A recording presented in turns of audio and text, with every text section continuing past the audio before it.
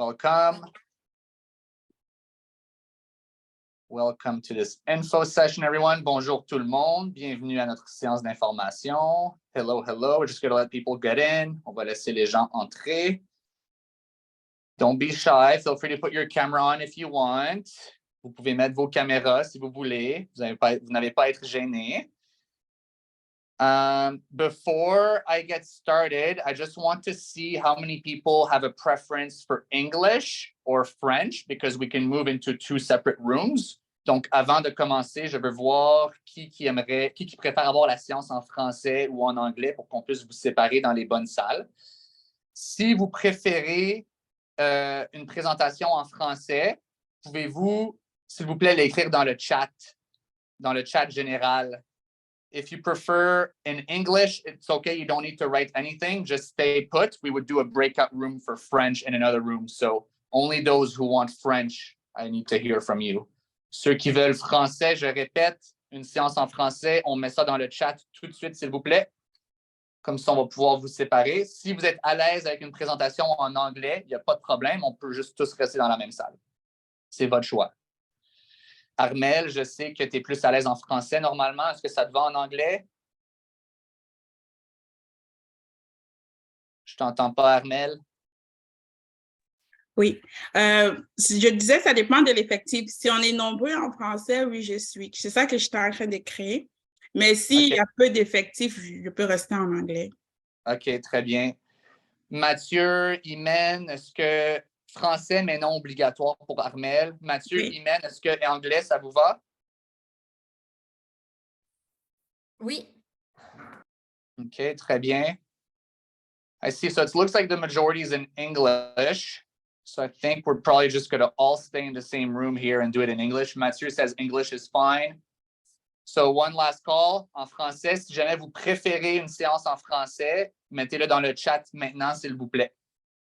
Sinon, on va commencer ici en anglais. So let's get started, everyone. So I'll just start by introducing myself. My name is Mike Raymond. I'm the Business Development and Venture Manager at V1 Studio. I've been at V1 Studio since its inception for almost 2 years. I've been also running this scientific venture program for a long time, so I know all of the ins and outs. So I'm very happy to be here today. And we also have with us my colleague, Venture Manager Emran. I'll let you introduce yourself. Perfect. Thank you very much, Mike. My name is Emran Gassemi, and I'm the program lead for the Scientific Venture Program as well. And I'm also a venture manager like Mike. Fantastic. Thank you, Emran. So our plan for today, for the next 10, 15 minutes or so, I'm just going to do a brief presentation on the basics of the program. After that, we have two special guests. So two of our participants in the program who are going to come in and share a little bit more about their experience with you guys. You'll be able to ask them questions as well, learn a little bit about what they're doing, their startups and whatnot. And after that, we'll have another just general Q&A session. So I'll encourage you to, if you have questions throughout this session, just put them in the chat for now. And at the end, we'll be able to hear from you a little bit more if you want to put your hand up. So with that, I will share my screen and then we'll get started. Just a quick check here. Emran, can we see my screen with no disruptions? All is good. Perfect. Thank you very much. So thank you everyone once again for being here. You're here because you have an interest in the Scientific Venture Program, a unique entrepreneurial postdoc position to be able to build your scientific venture while still staying close to academia. Before talking about the program, a little bit about V1 Studio, so who we are. So we're a nonprofit organization, and our mission is to give researchers in Canada a touch point with entrepreneurship, to explore entrepreneurship. V1 Studio is a very human-centric organization, meaning we look to develop the individuals behind projects and their competencies over looking at their technology. So we're really focused on you and how you can become leaders and have a great impact outside of academia. we do this with several programs. So we have 4 programs in our funnel. The one in red that you can see here is the one that you're interested in right now, the Scientific Venture Program. But it's also important to note that we have 3 other programs that are a little bit earlier stage that also all have their own touch points with entrepreneurship and competency development. I won't go into detail just yet, but if you have questions in the Q&A later, you can ask. And I also encourage you to go check out our website. There's quite a bit of information on each program and what they do and what purpose they fill. But once again, the info session today is on our more advanced program for those who know for sure that they want to build a scientific startup full-time. So this entrepreneurial postdoc is quite unique. It's the first of its kind in Canada. And the whole point is for you to become founders of your scientific startups and to be able to work full-time at it. So the commitment, like is written here on the screen, it's a full-time commitment because that's what you need to bring a business from A to Z.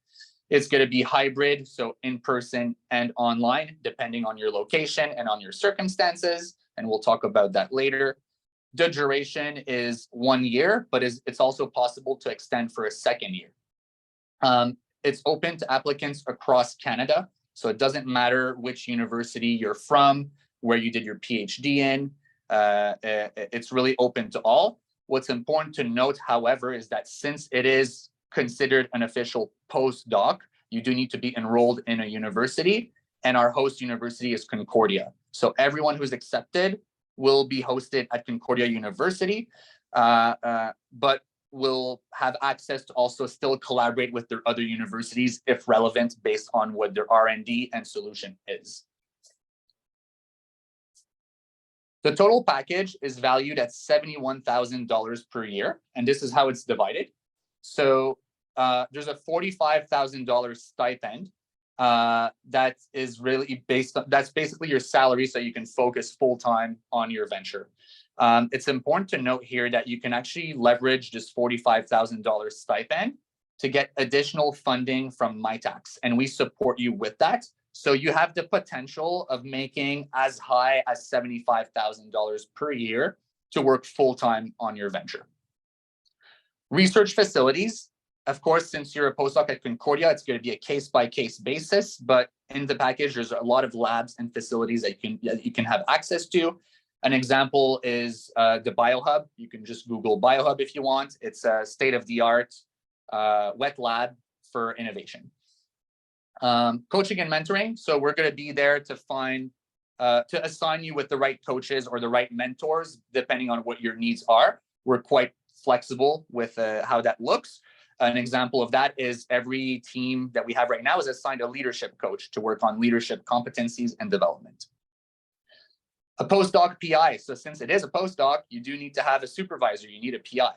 However, because it's not a traditional postdoc, the way we've built this is your PI is actually more of an advisor to your scientific startup, and they act as a sounding board to help you validate and develop your R&D further. We help you find those PIs since it's hosted at Concordia. So as part of the selection process, we would go into detail and explore the right PI fit for your project and for you. The program journey, so how we format it, so we're not an incubator or an accelerator. We're really a support organization that's there as an add-on, I guess, to give you extra love to succeed with your commercialization goals. So we partner with incubators and accelerators across the ecosystem, and we will find the right ones, or we design the right experience for each and every one of you that joins the program based on what your core needs are. Advisory council, super important, or you could also be called a board of directors, but in this case, it's more of advisors. So we'll form one for you with experts from your field, whether they're from industry, academia, government, etc. And they'll act as a sounding board that you can meet every 3 months and get feedback on what you're doing. There's also a bunch of extra perks that are included. So for those who are looking for co-founders or to build a team, we have different co-founder matching initiatives. We have resources to support you with your marketing and branding, grant funding support. So of course, you're all going to need some funding to develop your businesses. So we support with that. There's office space if you're in Montreal, and much more. Okay, what happens when it comes to IP? So what's great about this program is anything that you develop under the scientific venture program belongs to your company. So within the first month that you would join the program, we would support you in getting incorporated, and the IP that is developed during this 1 year or 2 year belongs to your startup. Any IP you've developed prior to joining this program, it's subject to the terms and policies established with your institution. So we cannot really get involved with that. But anything further that is developed under the program, Concordia or V1 Studio will not take IP. However, as I did mention before, we provide $71,000 in value per year, and that goes in exchange for a safe. What's a safe? I encourage you once again to Google it, or maybe someone from my team can put a link in the chat. But a safe is basically a promise for future equity in your startup, only if you succeed. So if things don't go as planned, for example, you don't raise money in the future and you decide to discontinue your project, we don't own anything. But if you do move forward with your journey, V1 Studio would own a very small portion of equity in your startup. Just a little bit more about the entrepreneurial journey. So it's important to note that this program is, we don't go for high volume amounts of individuals and projects. It's really a personalized experience, and we only accept normally 2 to 5 projects per cohort twice a year. So as high as 10 projects per year. That allows us to actually really customize an experience and a journey for each and every one of you, because it's going to be different for all of you, whether you're in medtech, biotech, engineering, software, whatever field it is. It's going to be a bit of a slightly different experience for each and every one of you. So we co-create this journey with you. We have experts in-house that know what it takes to bring a startup from A to Z. And together we will design a journey. So we'll map out what your next 3 months look like, your next year look like, and it's really flexible for us to design it in an optimal way for your success. I won't repeat this, but yeah, we also collaborate with the incubators and accelerators of the Quebec and Canadian ecosystem to help you with that. To be eligible, so you need to have completed your PhD in the last 5 years. So between October 2018 and before the program starts. You need to be highly proficient in English or in French. But je parle parfaitement français. Je vais pouvoir aussi parler en français avec vous à travers l'expérience. So you can, if people prefer French, they'll be able to benefit from the program just as much. You'll have to be able to incorporate in Canada, and as it says here, the costs are covered by us, by the program. The technology, so TRL, the technology readiness level has to be around at a 4. We can be flexible here. Sometimes we've accepted projects that were at earlier TRLs, and we've also accepted some that were way more advanced, but that needed more runway, more support, and time to be able to commercialize. I'll ask one of my colleagues to just put a TRL link in the chat, please, from Google, from the Canadian government, so that we have a same level of understanding of what we mean by TRL4. And finally, you need to reside in Quebec. So if you don't reside in Quebec right now, it's okay, you can move to Quebec. We actually have a few teams that have done that. So it's Montreal is a great place to build your network, to build your startup. There's so many services. It's also cheaper rent in Vancouver and Toronto. So if you're not here already, something that we can explore. And that's it for the standard presentation. So I will stop sharing. And it's pretty amazing. We're finished 2 minutes early. Annalisa, are our panelists already in the room? We're missing one person. Missing one person? Okay, cool. So in the meantime, what we can do is open up the floor for a first question. I think we have one question from Marisad. Are there any support mechanism in place for patent application during the program? Do you want to tackle that, Mike? Yeah, it's a very good question. So there definitely are. They don't come from us, V1 Studio, directly, however.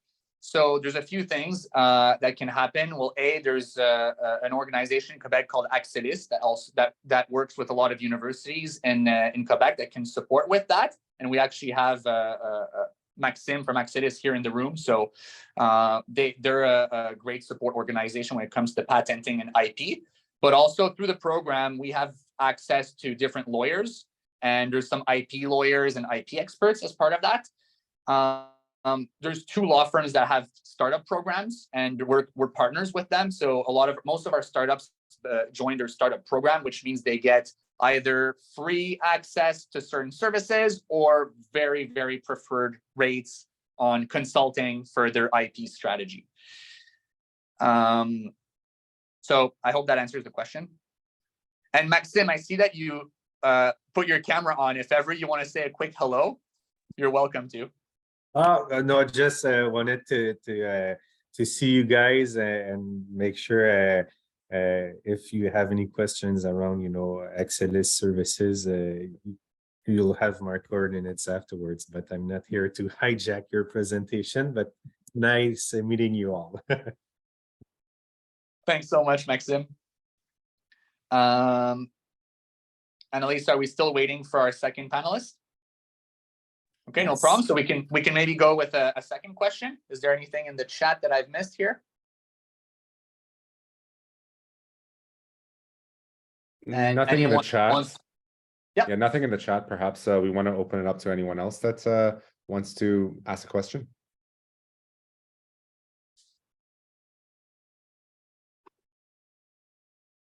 Si vous avez des questions. Oh, Armel, oui. Oui, j'aimerais rebondir un peu sur la question de celui qui a de m'examen par rapport au brevet. Je sais que les universités ont pas un département, mais un bureau pour les brevets. Étant donné que le projet, la candidature, le projet est de Venturi et en collaboration avec des universités, bon, on ne nous déloge pas de nos universités. Est-ce que les brevets peuvent être pris en charge par les universités d'accueil? Ou c'est obligatoirement un studio qui s'en occupe? Merci, Armel. I'll just repeat the question in English. Can you manage your patenting through your IP offices at your university, at your current university, or the one where you did your PhD in? Or does it have to be with V1 Studio? Je vais répondre en anglais en premier, Armel. So no, V1 Studio will not take it. Well, we don't get really involved in your patenting or IP. We just provide access to experts, services, and consultants. And of course, the first place where you should start is with your university. You need to declare your invention there. You need to speak to your university before you can even be accepted in our program. We do a full due diligence process where we want to know what's the status of your IP and your technology. So you'll have to speak to your IP, to your tech transfer office within your university. Donc, Armel, juste en français rapidement, tu dois absolument parler à ton université avant de nous parler. Nous, on est juste là pour vous appuyer, vous mettre en relation avec les conseillers principaux, que ce soit Axelis, des avocats, etc. Mais tu devrais faire les premières étapes de parler à ton université toi-même. OK? Merci, Armel. Okay, well, let's go with Doa. Hi, everyone. I'm sorry it's very noisy around me, but I'll try to make it fast. For the TRL, I went through it pretty fast, and my idea is a modification of a device that's already in the market. I'm just going to add some modification to it. Would that be considered like level 4? It's something they're already in the market. Yeah, no, it's a good question. So listen, most of the time, solutions are an extension of or an improvement of something that already exists in a market, right? So for sure, it's definitely like something that we'll consider and look at. It depends on what the state of the art or what's unique about it and your approach. But it's practically impossible to have a solution that doesn't have any competition with nothing that exists before. So it's absolutely fair to apply with this program with an extension of an idea that already exists. And I'll ask you all to wait for the next questions because we actually have our two panelists now, and I think you all want to hear from them. So I'd like to welcome Masa and Jonathan. Maybe if we can pin them as our main viewers.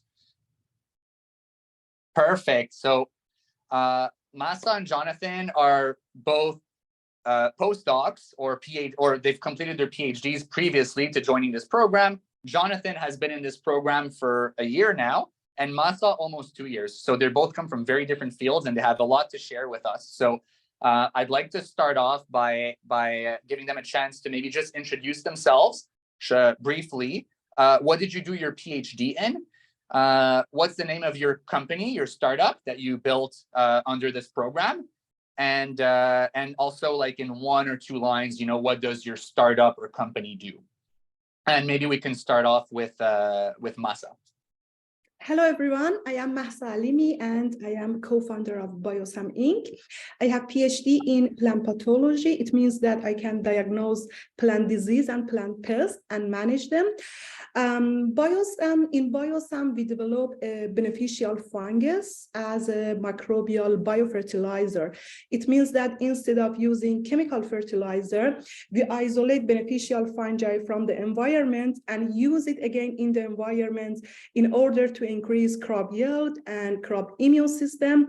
It is very environmental friendly, and it costs lots of money from the pocket of farmers. Amazing. And Masa and her co-founder Maysam, they were part of our very, very first cohort almost 2 years ago now. So they're veterans of the program. Thanks, Masa. And Jonathan, what about you? Bonjour tout le monde. Donc, Jonathan. Oh, actually, sorry, Jonathan. Yeah. Change the plan. So I forgot to tell you, almost everyone here speaks English. So we'll go with English exclusively for this one. Thank you. Sure. Yeah. So hello, everyone. My name is Jonathan. I did my PhD in cybersecurity of systems. So the cybersecurity of systems. I did that at ETS, École de Technologie Supérieure. The startup is called Centrify. It's a cybersecurity startup. Right now, there's labor shortages in cybersecurity, but at the same time, enterprises, they have more and more projects involving IT assets, and those projects carry some level of risk, and enterprises needs to understand what are the risks so that they can protect themselves properly. But because of these labor shortages, it's really hard for enterprises to keep up and do all the risk analysis that they need to do to identify those risks and protect themselves. So we use AI techniques to automate the analysis and identify the risks and recommend mitigation for those risks. So we help the team produce more of those risk analysis with automation. Perfect. Thanks so much, Jonathan. So as you can all see, 2 very different fields. So we're industry agnostic, and whatever field you're in, there's an opportunity for you to benefit from this program and to join. And with that, and we'll start with Jonathan this time, maybe if you can tell us a little bit about the start of the journey for you, not the start of your journey under the scientific venture program, that is. So, you know, for context, you hadn't really started building your startup before. You were kind of just starting fresh, and then you went through one of our first programs. You got accepted in this postdoc fellowship. And how was it at the start, like the first couple months? What were you doing? How was the experience there then? Sure. So like Mike said, I developed a technology during my PhD. Basically, I had a research question, and to answer that research question, I had to process a lot of data. So I developed a model that processed the data, and that model helps me also. I was able to do query to that model to answer the different question I had. So that model could be applied to different classes of problems. But I didn't have any startup ideas from the start. I had this model, and I knew that this model could be applied to different classes of problems. So that's how I started my journey. And when I started the program with V1, we developed a personalized roadmap for me so that I could explore the different challenges and pain points that were present in the industry and see if there could be a fit between the technology I developed and the pain points and challenges that exist in the industry. And then from there, develop a product that could potentially address those challenges and pain points.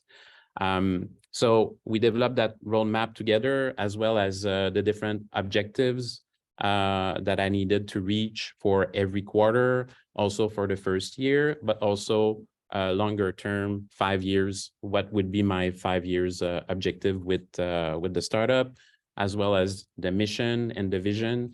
So this is really what we worked the most on for the first 6 months. And as part of that roadmap, we identified that one of the program that I should do to do this research and discover the product market fit was the D3 validation program. So we identified that this was the best program for where I was at with the startup. I did that program, and then at the end of the program, I had a better idea of what are the challenges and pain points in the industry, what would be my value proposition, and this was validated with enough confidence that I could start really working on developing a product. Yeah, so that was the first 6 months. It's a very complete answer, and I'll just add to that. We had and both for Massa and Jonathan, we had a checklist of potential programs that they could join, and we took the time together to explore the pros and cons of each and where they were at to really make sure that we were not wasting any time and going in the wrong direction.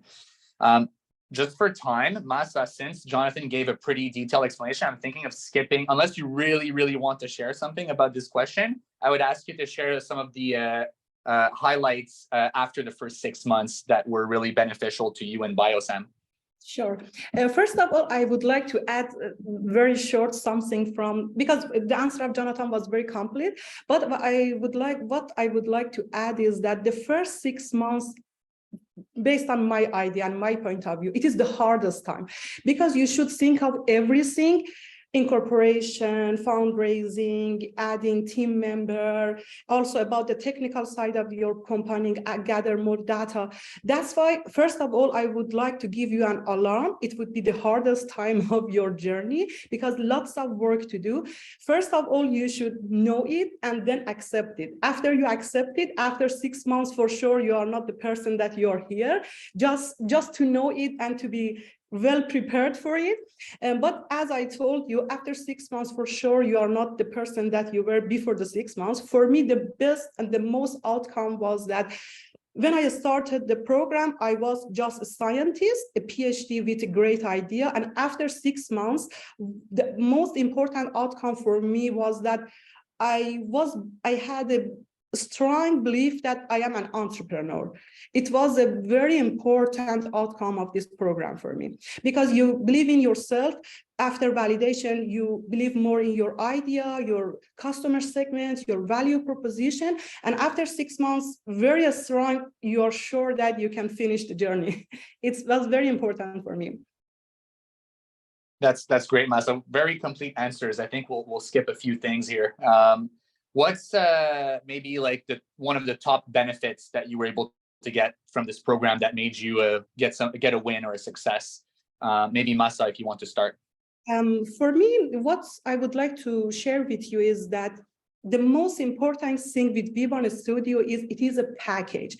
It means that you shouldn't think about everything. Already someone, a very professional team, thought about everything that you need, about incorporation, about IP firm, about law firm, about accounting, about technical side of the company, about also advisory council, having a PI. If you want to think of each of them, you yourself personally, it takes lots of your time, lots of your energy, and lots of your money. Everything is already set up. They show you the way. You should choose it, which one is the best way for you. It really saves lots of our time, energy, and money. And I think since V1 Studio is a whole package for any entrepreneur, I should say that all of us are very lucky that we are in this program.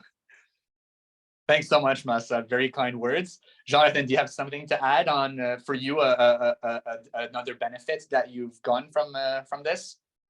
Yes. So first of all, I echo everything Masa said for sure. It is a complete package.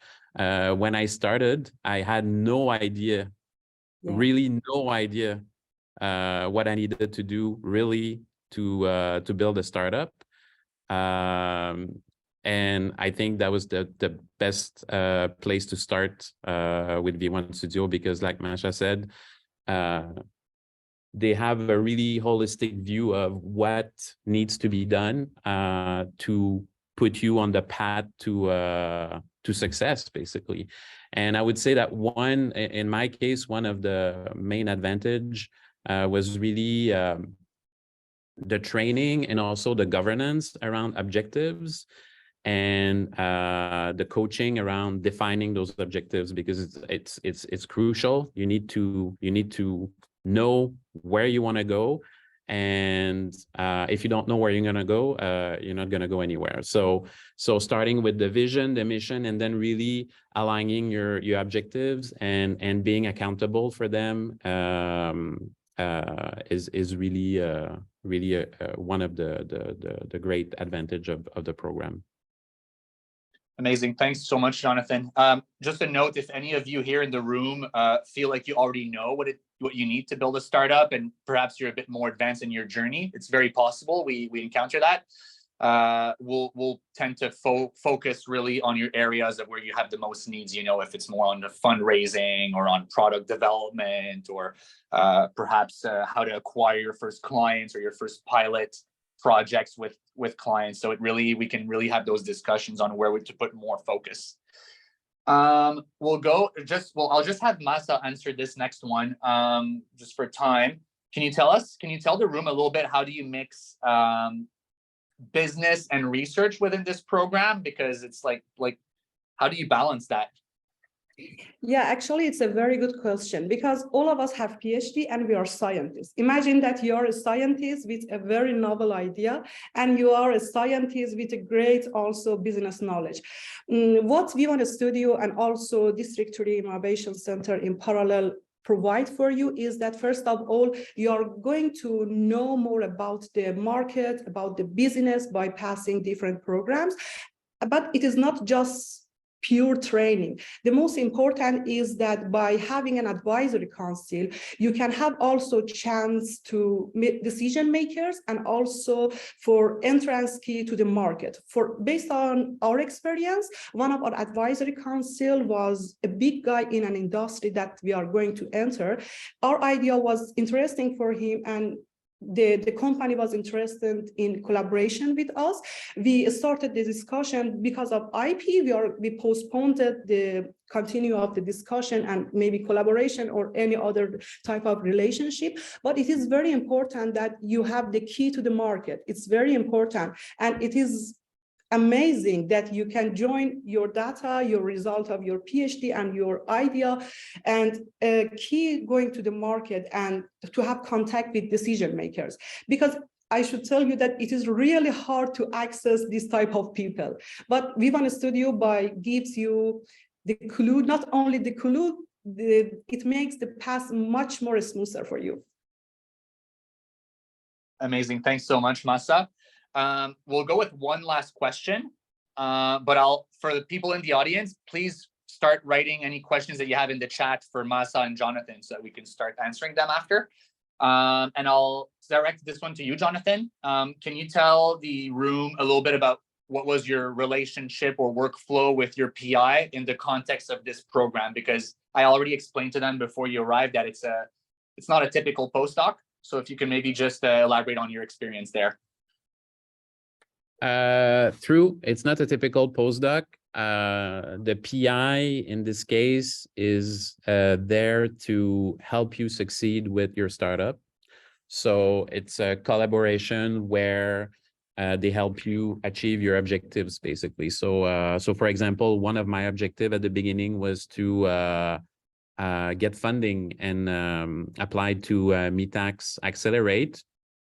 So it's a grant that you have to write, and obviously at that point, the first deliverable that we had together was to write the grant and submit it. And at that point, the PI gave me feedback on the grant, and we worked together to make sure that the application was strong. So that was our first collaboration. And then along the way, as I'm developing the MVP currently, I contact the PI to get feedback on where we're heading with the product, the challenges and pain points that we identified in the industry, what's their feedback on that, and what we propose in terms of solution. So they're really there to help you, and they're really there to make sure that you're going to achieve your objectives. Can I add something to this question? Absolutely. Great. Because based on my experience, I really would like to share it with you. Try to benefit as much as you can from your PI, because later it would be really expensive to have a professional advisor or consultant. I should tell you that we spend lots of time to apply a grant just to compensate the future consultants. It means that it is great that you have free access to someone professional. And the second case is that try to benefit as much as you can. You should see that, you should think that and look for that your PI has access to which facility and equipments, and you can have easily access to those facility and equipments. For example, for ourselves, fermentation lab was very important for us, and our PI had access to this lab. That's why during this program, we had free access to this lab, and also we have free access to the material of the lab. That's why it is very important to think about it, which facility and equipment or any need that you have, you can receive it through your PI. It is very good support from V1 that they give you a specific PI in your specific field. I'll throw it back though in the direction where not all PIs will do that. So I think Masa did an amazing job at developing a great relationship with her PI in the context of an amazing innovative project. So it created a synergy where they wanted to collaborate together. So it's also your role as leaders to build the right relationships with the right stakeholders that you're going to want support from. So perfect. Jonathan, Masa, it's already 12:40. Maybe we can take one or two questions, and then I'll give you the time back to continue working on your startups. So I think we have one question from Michael in the chat. I have more than one idea that I wish to make as a startup from my previous research. Can we apply to the program showing startup? Okay, I'll answer that one myself afterwards. Is there one or two questions specific to Jonathan and Masa in the room here to learn about specifically their journey? And you can put your hand up and unmute yourself if you'd like.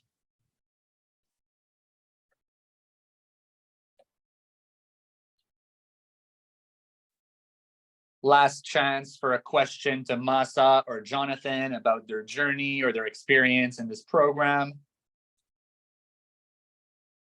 Okay, we have one from Doha. Hi, thank you, Masa, and thank you, Jonathan, for your information. It was really important. I need to ask you about, how did you choose your PI? Was it you who decided upon which PI to choose, or through V1, they help you network with the right people to get the right PI? Thank you. You're welcome. Regarding PI, it was already chosen by V1 Studio, but for your advisory council, you can have also some selections, and you can give your idea to the V1 Studio, and based on your needs and what you really need and which one is more qualified, at the end, they choose it. They choose them actually. But for us, our PI was the best. You can trust in also V1 Studio. For us, it was great. Great decision. And Jonathan, it was a similar case. So we normally kind of source the PIs that should be a good match, but sometimes it's happened a few times actually where a candidate said, I would like, if I join the program, I want to work with this PI. And in those cases, we're able to make it happen. We can't promise or guarantee that, but it is a possibility. So, okay, it's 12:43, and Masa and Jonathan are both very, very busy entrepreneurs who have some objectives to reach. If you want to share one last word of wisdom, Jonathan or Masa, go for it. I would like to say that good luck, and you are in very good hands. That's it. Yeah, in my case, I would say I think one of the key to success is to be open-minded, really open-minded, because you're gonna get a lot of feedback, and it's that feedback that will actually help you avoid mistakes and also head in the right direction. Sometimes it's not always what you want to hear, but you have to be open-minded and be able to make that feedback useful. So be open-minded. Very sound advice. Jonathan, Masa, thank you so much for your time today. Really, really appreciate it. I think the audience really enjoyed it, and I will be speaking with you very soon. Have a nice day. Thank you. You too. Good luck, everyone. Thank you. Good luck. Okay, now going back to questions. So we'll start with Michael's question about, can we apply to the program showing startup idea number 1 or number 2? On that, the first thing I want to clarify here is that if you just had an idea and no technological advancement, it won't really work. You'll be probably too early for this program, because remember, you have to get TRL 4. So normally your idea is a little bit more of maybe a proof of concept or a prototype for it to fit within the sweet spots for eligibility. If you're still at an idea stage, I would recommend one of our earlier stage programs, such as the Quebec Scientific Entrepreneurship Program or the Lab to Market program, which maybe Thierry or someone from my team can put links to programs into the V1 Studio website in the chat. However, if it's more than just an idea, you'll definitely need to apply with just one. It's really important to focus when you're building a startup. So one idea, one project in your submission. Next question from Doa: how would the PI be chosen? Are we responsible for finding? I think we already answered that, Doa, right? Okay, cool. Just making sure. Perfect. Is there anything else in the chat? Yes. So are there any restrictions, concerns on involving an interested industry partner during the program as investor or technical consultant? There's no restrictions. The only concerns that we're going to have is we're going to challenge you and make sure that you're taking the right steps to have NDAs, trade secrets, protecting your idea, your technology, and whatnot. So we'll always, but if anything, honestly, we love these collaborations with investors and industry. So we'll encourage them, and it's probably going to be part of your objectives to find some if you don't already have them. So of course, if you're applying to the program and you already have a potential partner, highlight that in your application, because that's a nice advantage for you. So, but yeah, we'll definitely challenge you to make sure that you're protecting yourself well when working with these partners.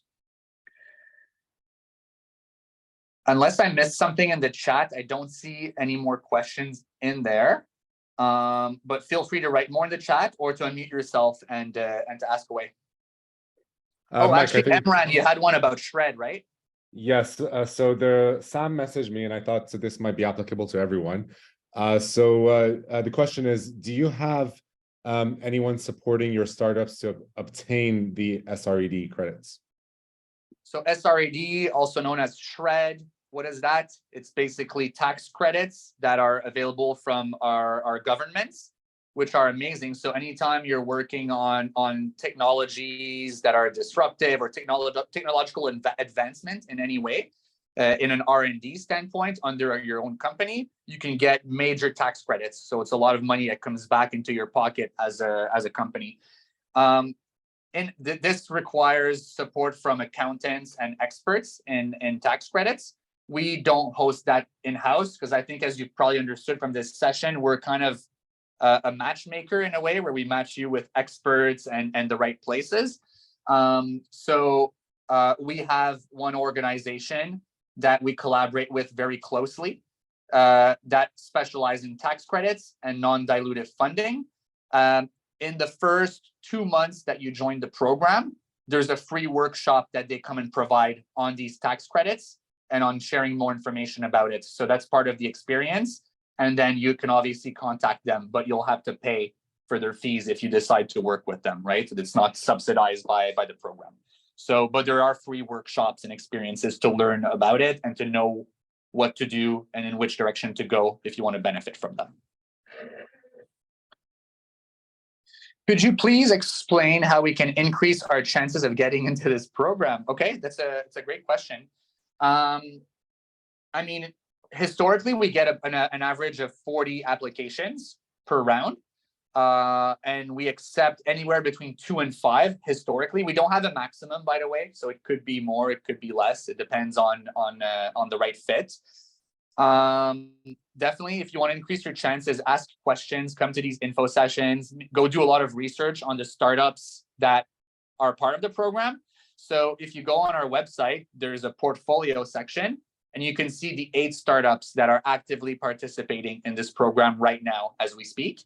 There are 3 more that are starting in exactly 2 weeks, actually. So there will be 11 portfolio startups pretty soon. So go do that, do your homework, go brush up your language on business and entrepreneurship. In the application form, there's going to be questions that are more on technology and what you're comfortable with. And there's going to be questions that are going to be a lot more on business and entrepreneurship. So, you know, your market, your competition, things like that. So go start doing your research on the competition, the solutions that are out there. Go read some books if you have any online programs, resources, YouTube, whatever it takes on building startups, whatever you can find. If you're not accepted in the fall, there's a lot of other things that you can do, such as joining some of our earlier stage programs. They're easier to get into. So it's a great way for you to progress, you know, through your journey there and get to know us as well. And we get to know you. So therefore, it actually does help a little bit, you know, to when we get to know you. So I encourage you to do that. What else? Those are just a couple of tips. I don't know if Emran, you have any other tips on what they can do to prepare? Yeah, I wanted to build off on that. So one of the key things that we believe in V1 Studio is the human-centric approach. So, you know, being open to feedback, being open to the concept of entrepreneurship, the same things that Jonathan said is definitely something that would help. In addition to that, Jonathan's journey himself, he was extremely open, went to a lot of the courses that we had offered to him, and he started killing them one by one. So yeah, I would recommend getting involved with the community, being open, going to the events, as Mike mentioned, would definitely help a lot with the process. Right on. Thank you. The room is getting smaller and smaller, but we still have 10 minutes. This is when the exciting information comes in. Who has more questions?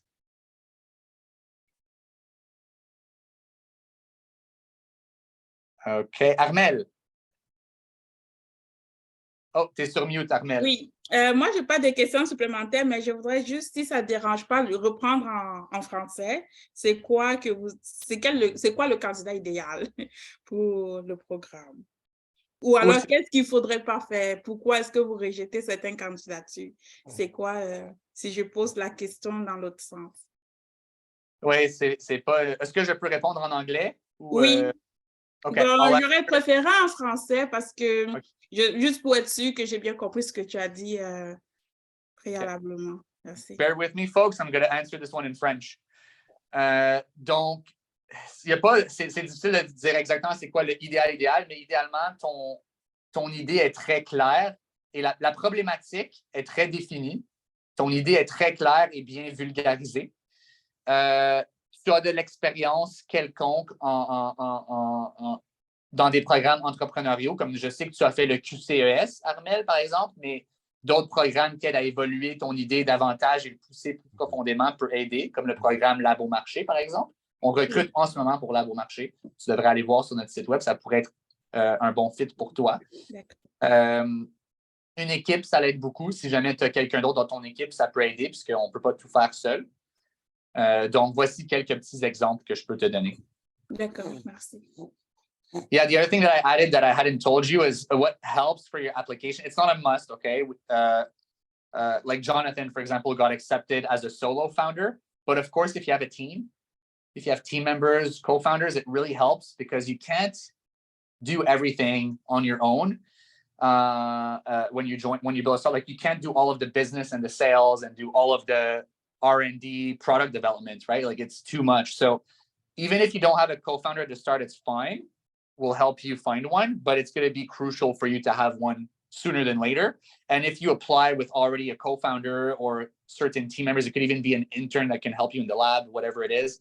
So really a huge plus because we know that you're not alone and you already have support for the work for the execution that needs to be done. Doa, I'm not sure if you still had a question because you had your hand up before. Well, I developed another one. So if you have a co-founder, do they have to be under certain criteria, same eligibility as ours, or they're just No. a co-founder, part of the company and that's it? It's a great question. So we're only going to assess, we're almost only going to assess you because you're the one being enrolled as a postdoctoral fellow. But bear in mind, we're assessing the whole company, vision, idea as a whole. And that's a contribution of you and your colleagues and your co-founders, right? Finally, at the very end of the selection process, there's an interview with the co-founders. We want to make sure that they are properly engaged if you claim that you have one or several. So we do have an interview with them to see, how you guys work together and where they're from. Are they complementary? Are they a copy paste of you? Because ideally they're not. So things like that. Emran, did you want to add something to that? No, I just wanted to kind of add to Mersad's question because I feel like it's very applicable here. Regarding the team, are they supposed to commit on full-time basis? Did you want me to answer or you want to take it, Emran? I'm happy with you answering it, Mike. Cool. So no, it's not expected that they'll be full-time. If they can be, that's amazing. But it's not an expectation that we have because we expect that you're going to join. You're going to be full-time, right? So at least there's one team member that's full-time, and we expect that you don't have the funding yet to be able to support financially your co-founders or colleagues. So the goal, one of like some objectives early on are definitely going to be to find ways to be able to sustain your team members or co-founders full-time eventually. It may take a while. Like Masa, who was in the room with us before, actually it's her business partner, who's also her husband, by the way, who's the postdoc. And it took about a year and a bit more than a year for her to get funding to be able to dedicate full-time to the business. So she had a part-time job in the industry that they were targeting. So she was putting maybe 15 to 20 hours a week on the startup and then working on the other side of things. She grew a lot from that. And then eventually they were able to raise money from angel investors and to sustain a full-time salary for her, which is really cool. Yeah, and also to build up on that, the mix of team is a very important element, as Mike was mentioning earlier.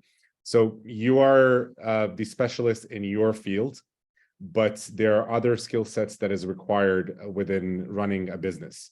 So that's where your co-founders would come in. At the same time, yes, you could develop those skills, but it will probably take you some time to develop them, right? So why not outsource it, tough word to say, and from there then have a complete team to tackle your solution. Totally. Okay, we'll have time for one last question if there are any.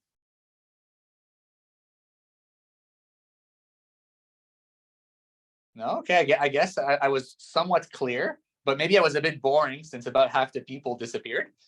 I don't agree with the last statement. Thanks, Noah. I don't take myself too seriously. I like the informalities and joking around. So as you can see, we're all a very V1 Studio. We're a very close team. We all really get along well. It's a nice culture, a nice dynamic. So we hope that some of you will be able to join the family, either in this program and maybe all of you in any of our programs at V1 Studio. We'd love to get to know you a little bit better, get to know what you're working on, and see you again. So with that, did you all get a chance to get my and Emran's email that was in the slides? Just in case, we'll just close off maybe just by putting our emails in here so that if ever you have follow-up questions, you can message us. And yeah, it was great seeing you all today. Thanks so much for your time. And I wish you all a great rest of your week. Can I interfere again with another thing before we Yeah, you can. Sorry Yes. for that. Well, I still have a struggle with the level of the startup. My idea is a combination of multiple devices that are already in the market. What I want to do is to merge them all together in one device. So all the devices that I'm talking about are already certified, already in the market. Putting them all together is the solution that I think for the target people I'm targeting. Would that be considered a will level? Though I've never done it, I've never had the chance to actually make that vision come true. It's if you're integrating multiple existing solutions together into one comprehensive experience, it could be called a platform. It depends. I don't know I don't want to get into the details of your technology, but let's assume that it's a platform that integrates a lot of different things. You'll want to make sure your platform has something unique, proprietary to it. Think about how easy would it be for someone else to build that platform, to copy what you're doing, versus do you hold any expert knowledge or process or something that makes it so that like, oh, this is going to be really tough for whoever to do. Like, and don't just think the big guys like Google and Microsoft. Think about also the other startups, other experts as well. So that's one thing that I would say, like what you're mentioning in a high level. No, it's not a red flag for us if you have a really unique approach to integrating those solutions together. But though I can't really get into more detail about your specific solution, but you have our emails. So if you need to dig in a little bit deeper to not, like, I'm assuming maybe you don't want to waste your time applying for nothing if it's not eligible, then please get in touch with us. I would even say maybe perhaps look at some of our other programs that may give you some of those key skills that to validate your product and whatnot, and go from there. But Doa, you did the QCSE and now you're in the REN, right, with us? Yes. You're already part of our, yeah. So Exactly. we'll be able to exchange. Doa's doing some of our other programs. So we'll be able to exchange on that note if you like. Perfect. Thank you. All right, everyone, we're going to shut off the Zoom for now. So once again, thanks so much and have a great one. Good seeing you all. Thank you, everyone. Bye. Have a good day. Bye-bye.